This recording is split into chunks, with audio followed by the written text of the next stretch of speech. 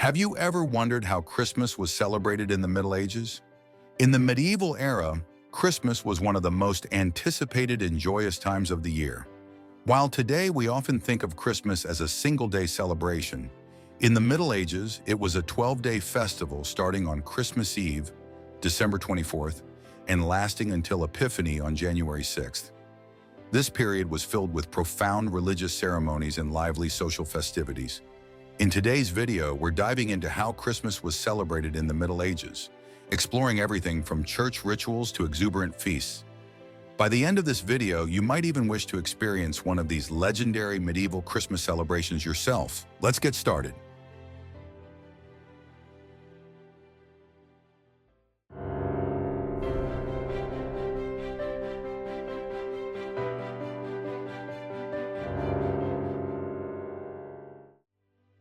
In the Middle Ages, Christmas was primarily a celebration of the birth of Jesus Christ. This holiday marked the culmination of Advent, a 4-week period of fasting, reflection, and preparation.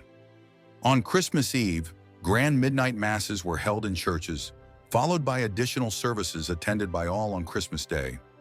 Clergy played a central role in organizing Christmas rituals, which included Bible readings, hymns, and nativity plays. Churches were adorned with candles, greenery, and sacred symbols to enhance the spiritual atmosphere. Each decoration had symbolic meanings. For example, evergreen plants represented eternal life and Christ's triumph over sin and death. After the fasting period of Advent, Christmas ushered in a time of abundance and feasting. One of the hallmarks of medieval Christmas was the grand banquets, especially among the nobility. In the great halls of castles and manors, tables overflowed with roasted boar, goose, venison, spiced pies, cheeses, and mulled wines. Desserts included fruitcakes, puddings, and sweet confections, a rare luxury in an era when sugar was scarce. For those less wealthy, the meals were simpler yet still joyous. Soups, bread, and communal meals shared with neighbors were common. Food was not just sustenance, but a way to celebrate abundance and community. The highlight of many noble feasts was the ceremonial presentation of the boar's head, accompanied by music and pageantry. One of the most intriguing traditions of medieval Christmas was the election of the Lord of Misrule. Often a servant or commoner, this person was chosen to oversee the holiday festivities, organizing games, dances, and playful mockery. This tradition symbolized a temporary reversal of social hierarchies, where the humble were elevated and the powerful were humbled. This humorous and subversive atmosphere provided a release from social tensions. A similar tradition called the boy bishop was also observed in some regions, where a young choir boy assumed the role of a bishop for a day, leading parody ceremonies and festivities. Music was an integral part of medieval Christmas celebrations. Carols, which began as dance songs with repetitive verses, became closely associated with the holiday season. Groups of singers performed these carols at gatherings or went door to door spreading cheer, a tradition that later evolved into modern Christmas caroling. Other entertainment included nativity plays and mystery plays, dramatizing biblical stories. At feasts, minstrels, jesters, and acrobats provided lively performances. The general public also participated in dancing, storytelling, and outdoor games. While gift-giving wasn't as central to medieval Christmas as it is today, it was still practiced, particularly among the nobility. Lords would present gifts to their vassals, and friends and family exchanged tokens of appreciation. These gifts were often practical items like food, clothing, or handmade goods, modest compared to today's luxury presents. Charity was another key aspect of Christmas. Wealthier classes were expected to give alms to the poor, reflecting Christian values of generosity and goodwill. Churches often organized food distributions and donations for the less fortunate.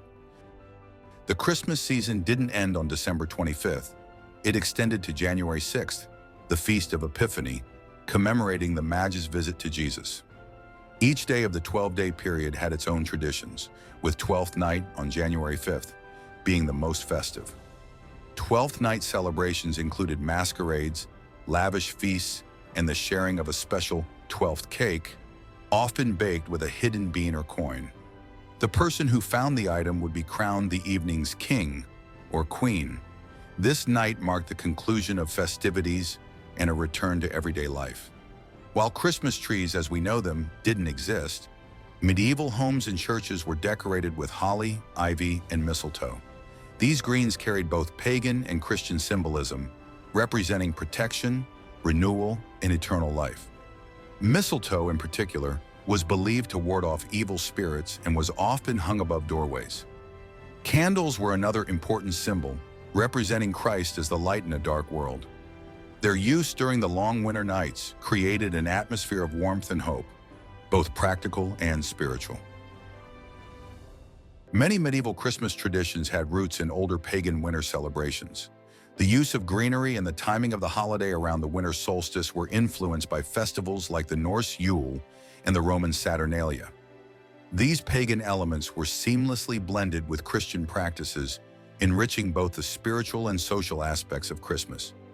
In the Middle Ages, Christmas was a vibrant celebration that combined deep religious devotion with social merriment and indulgence. It was a time for reflection, abundance, and connection with loved ones. Many traditions, such as carols, feasting, and decorating with greenery, continue to shape how we celebrate Christmas today. Which medieval Christmas tradition would you like to bring back? Share your thoughts in the comments below.